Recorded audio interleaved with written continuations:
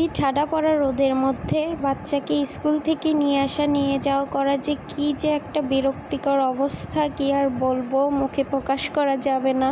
এইটুকু রাস্তা রোদের মধ্যে হেঁটে গিয়েই মনে হয় যে গা মাথা ঘুরে ওঠে। বাসার সব কাজের থেকে এই কাজটা করাই আমার কাছে অনেক বিরক্তিকর লাগে। আমাদের বাসা থেকে তাদের স্কুল এমন অবস্থানে আছে যে রিক্সাতে করেও যেতে পারবো না। আর তাদের স্কুলের টাইমটাও দিয়েছে ঠিক 11টা থেকে 1টা পর্যন্ত। এই সময় রোদ অনেক কড়া থাকে। এই কড়া রোদের মধ্যে যাওয়া আসি করতে করতে আমাদের বাচ্চাদের অবস্থা অনেক খারাপ হয়ে যায়। এই রোদের মধ্যে ক্লাস করে বাচ্চারা অনেক হাঁপিয়ে যায়। বাসায় এসে ঠান্ডা পানি খাওয়ার জন্য তারা হাউমাউ শুরু করে দেয়। কি আর বলবো, নিজেদের পড়ালেখার টেনশন এখন আর নেই। এখন বাচ্চাদের পড়ালেখা নিয়ে অনেক টেনশনে থাকতে হয়।